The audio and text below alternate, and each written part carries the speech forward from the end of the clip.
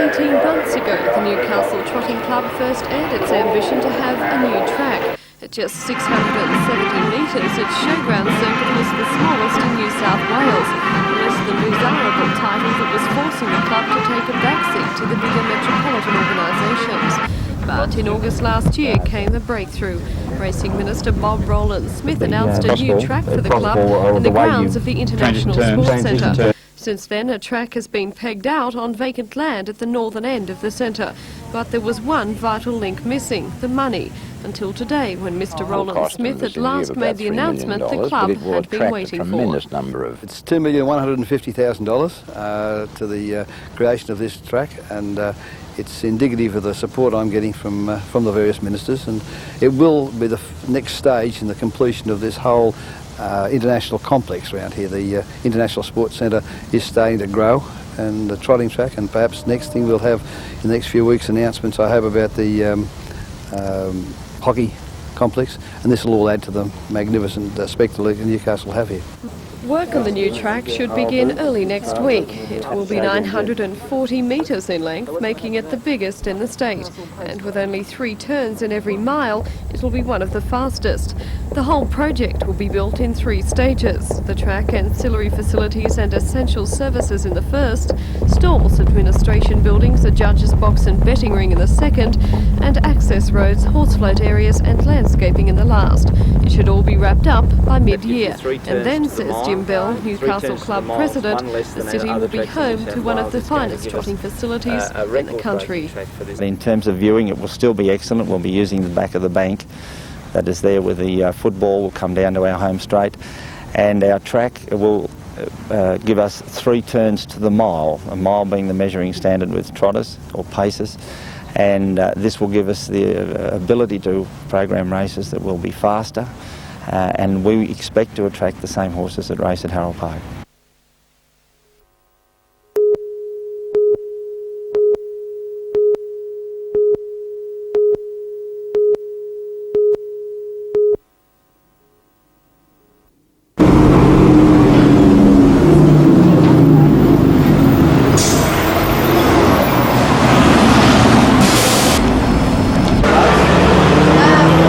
What has been the major objection to relocating?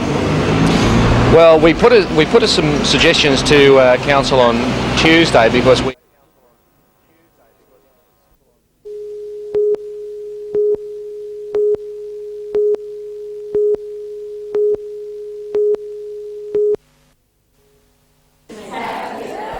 Hard work, says Annie Scared, is the secret to long life. And today, on her 100th birthday, the Fred Lane Hostel's resident of honour worked hard to entertain friends and family. The long road to a century has been paved with dedication and determination. A keen artist from her early days, Mrs Scared made her living during the Depression years from the sale of her paintings. On the advice of local artist William Doe Bell, she studied sculpture and worked under Rainer Hoff, known for his sculpture on Sydney's Anzac Memorial. She continued to paint into her 90s. Now, despite failing eyesight, she keeps busy by learning to touch type. Congratulations were received from many dignitaries, including the Queen, Bob Hawke, and friends at C.A. Brown Anglican Village, where she's lived for 10 years. How does it feel to be 100? Same as usual, and now I'm more tired. Did you expect to live to 100? No. Why is that? Do you expect to live to 100? No, I don't think I do. Why is that?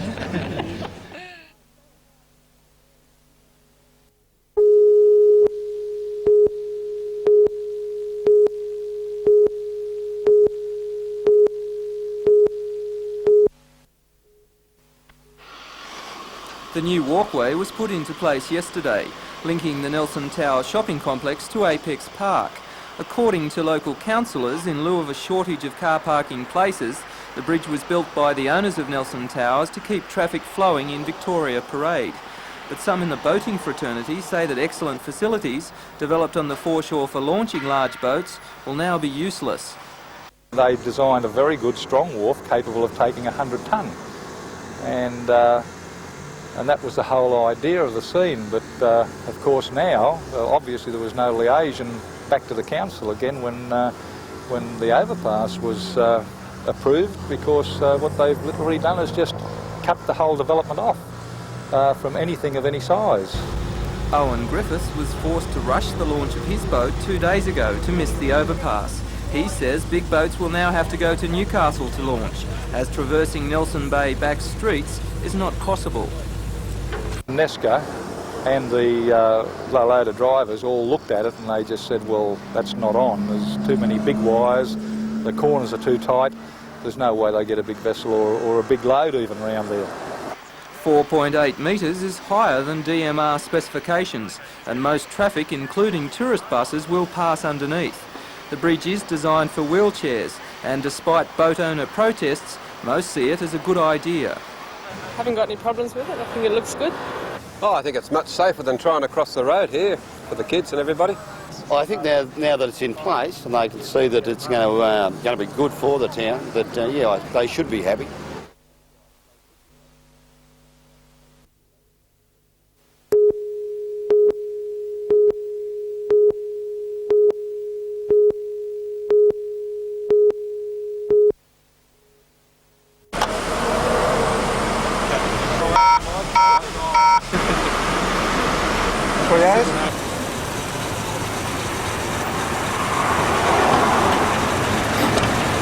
Resources CB radio networks, and we're looking now at people with car phones to assist us.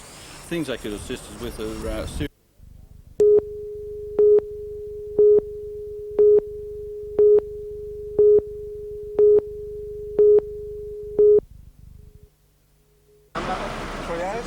Police say the idea of asking car phone users to help them in day-to-day operations followed a recent road smash where a passing motorist was able to give police instant information. Now they believe the same kind of cooperation could help them identify a number of crimes or suspicious activities. well, they've only got to pick up their phone, and we don't want them getting in dangerous situations. We don't want them to sort of stop right beside a brawl or something of that nature, but stay at a distance where they're able to ring up in safety on 000, and they'll then be put through the radio communications branch at Newcastle Police Station, and the officer there will send a car along to the scene. Police say callers aren't required to stay on the scene, especially if remaining there could involve physical danger. All calls on the 000 line are free of charge.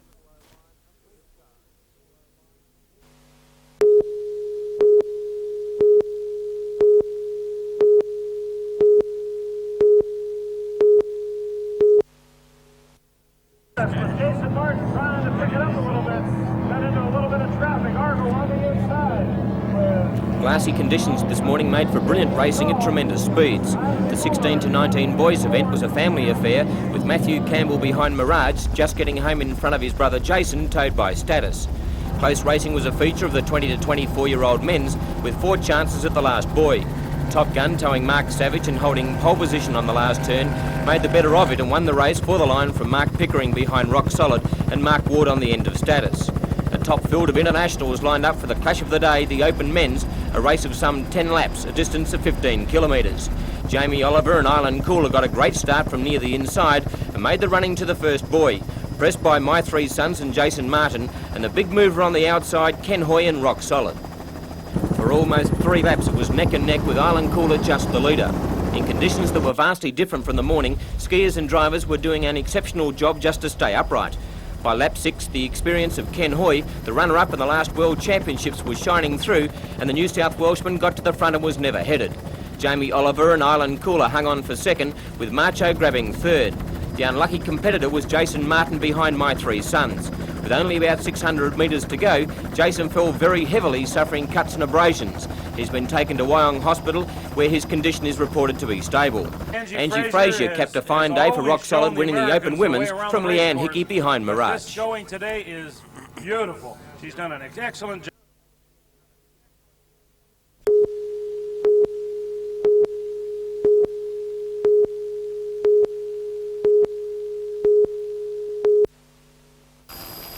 One way to shake a headache on a Sunday morning is to fire up a mean machine, strap on a ski and head out for a few laps of the lake.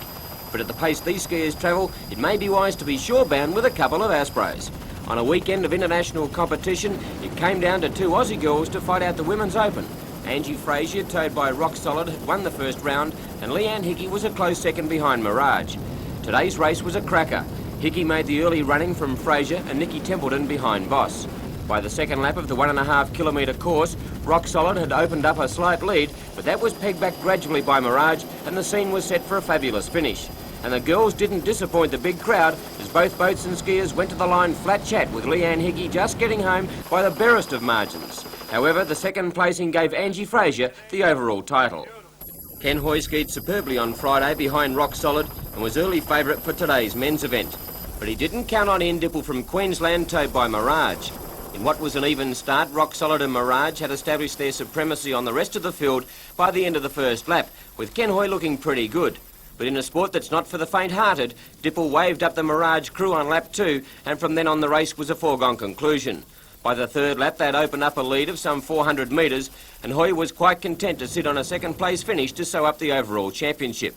Island Cooler with Jamie Oliver of New South Wales skied consistently again to take third, but neither Hoy or Oliver could match the speed and skill of the Queenslander in Dipple.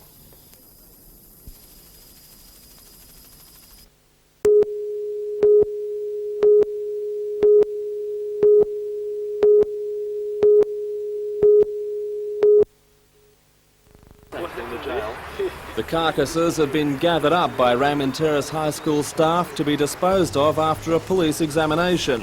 Detective Michael DeBono says it's clear the animals were the victims of a senseless and particularly violent attack.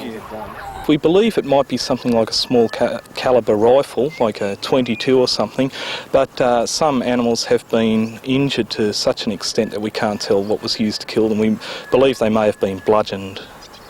The animals are part of the school's agricultural course and had been left to graze in a bottom paddock.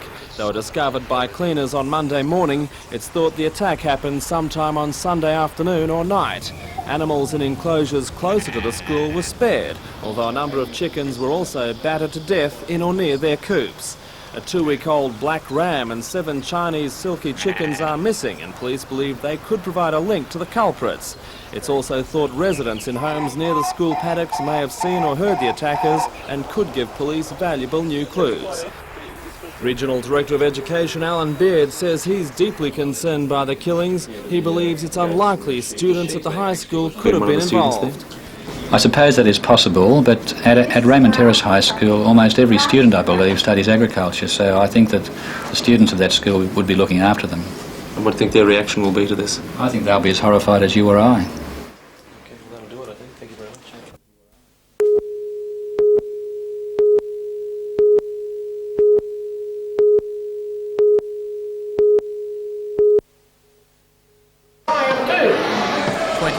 Keen chess and drafts players lined up for a confrontation, or should I say performance, with the chess and checker king. At 42 years old, the ex-Canadian has been checkmating players for more than 30 years. Gary regularly has shows at shopping centres, intimidating, bamboozling and overpowering the opposition. The players, most of the time, they beat themselves because they make weaker moves, and when I've got an edge, then I just pounce on them like a tiger, right? Gary says it's a lot of fun playing with the pawns both on and behind the table. When he's competing against large groups of players, sometimes it becomes hard work. If I have to slow down, then I get back to that point of thinking, what the heck was I doing the last time I was here? And then I got to remember what I was doing, and of course then I'm remembering longer, and it takes longer. But okay. Gary admits to losing the odd game of chess. He has been beaten twice in Newcastle. The checker king hasn't lost a game in more than 7 months. Okay, I really enjoy doing it because it's amusing because there's so many players that really don't understand very much about the game, especially drafts, and it's great to befuddle them and bewilder them and just show them what's really possible on the board. That's a fair move. What are you talking about? Here you go, have that one. Thank you. You're welcome.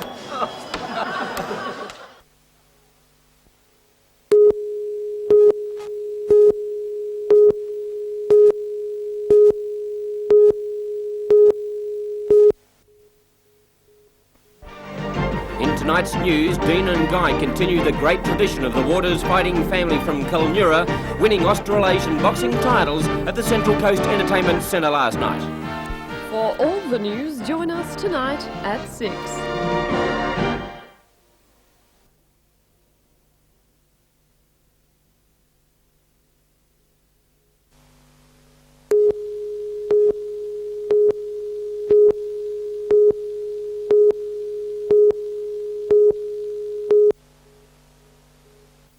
Superintendent Keith Campbell of the Hunter Regional Ambulance Service spent today relaxing at the National Park croquet lawn after learning he had been awarded the Medal of the Order of Australia for services to community health. Mr Campbell has worked with the ambulance service in Newcastle since 1976. He's been with the service for 45 years and is the national president of the Australian Institute of Ambulance Officers. He helped establish this organisation 15 years ago. One of the reasons that I have been given some recognition has been the involvement in the establishment of the first aerial ambulance service in this state, and my association as National President of the Ambulance Officers Institute of Australia. Jim Priest of Terralba was also awarded a Medal of the Order of Australia for service to the elderly. Mr Priest is the president of the Newcastle, Lake Macquarie and Hunter Regional Council of Combined Pensioners Association and is the senior vice president of the Australian Pensioners Federation. He has also made many friends as the president of the Newcastle-based Pensioner Advisory Service, which he helped establish. Over the years there's been quite a few people just worked for the community, and I suppose I've got a bit of that, and I just want to be available to try and help people and listen to their problems and try and do something about it, because there are a lot of people with problems. Austin Brooks of Wallsend was also made a member of the Order of Australia for service to mountaineering after leading the bicentennial Everest expedition. Heading the honours list in the Hunter is former member for Maitland, Milton Norris. He was made an Officer of the Order of Australia for service to State Parliament and the community. In the military division, Squadron Leader John Blackburn of Williamtown was made a member of the Order of Australia for service to the RAAF as manager of a pilot training aid project. Others to be made members of the Order of Australia were Margaret Bennett, James Comerford, Nancy Gray, Leslie McCarthy, Alexander McMurtry, John Miner, Flight Sergeant Barry O'Sullivan, Staff Sergeant Darryl Parker and Sydney Taylor.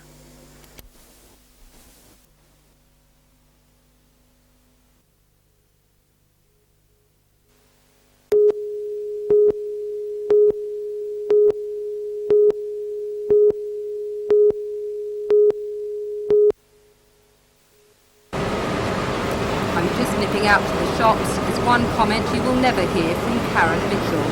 Although she can drive a car, the simple job of parking is often a difficult task. For Karen and thousands like her in the Hunter region, facilities do not match the need. We met Karen in the car park of the Stockland Mall Jesmond, which has one of the best parking areas for disabled people. But it became obvious that even here there were many problems to overcome. The allocated parking spaces for the disabled, though wider than normal, are not wide enough, especially if drivers park too close. Karen was forced to do another lap of the car park. This time she had enough space to use her Waymo hoist, a popular wheelchair aid for disabled drivers. Though the number of parking spots for the disabled are limited, able-bodied drivers still use them, even when they saw us filming. The drivers I spoke to said they were handy for the shops when regular spaces were not available. Karen's wheelchair hoist is too big to be used in covered multi-storey car parks, yet this device is recommended in rehabilitation programmes. Newcastle Paraquad says the Hunter region has a higher number of disabled than in other areas of Australia. There are around 30,000 in the Hunter. I find it very hard trying to find one, especially in peak hour. And very frustrating. As a matter of fact, times I've gone out, I've tried to get a park, and I've actually gone home in tears because I can't get anywhere. So I just stayed home. And it's really not fair. It's not fair on us. I just wish people would be more understanding and take notice of the signs.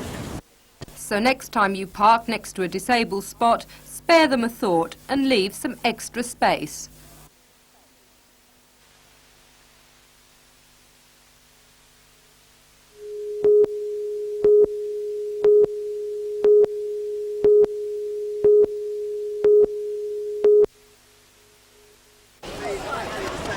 It was a fitting end to a year-long celebration. While activities for the Harbour Regatta continued on the water, celebrations for the longest birthday party were beginning. The rain didn't dampen the enthusiasm of the crowds who eagerly joined in with the celebrations. There was plenty to see and do. On the water, 17 surfboats were battling it out in a race to the state dockyard and back, while on land, skateboard riders enthralled the crowd with a demonstration on the ramp. For those who enjoyed mingling with the crowds and strolling the foreshore, there was the odd surprise. Perhaps the highlight of the afternoon was a pageant of vessels, including William IV and Port Waratah, escorted by a flotilla of spectator boats which have dotted the water all weekend.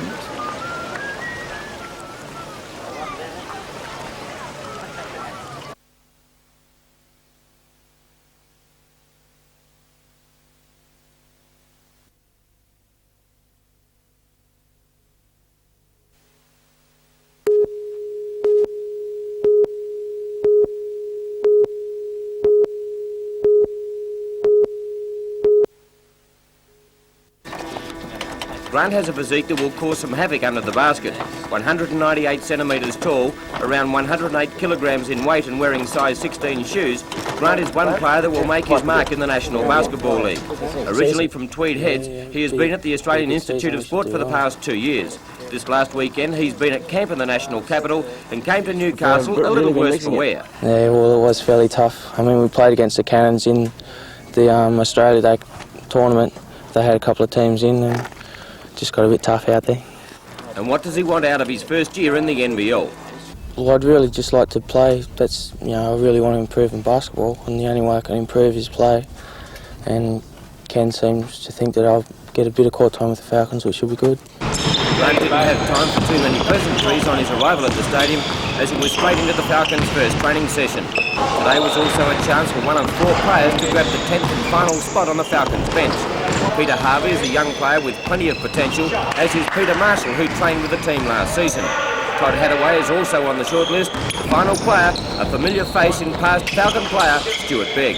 Coach Ken Cole will make the final decision in the next couple of days.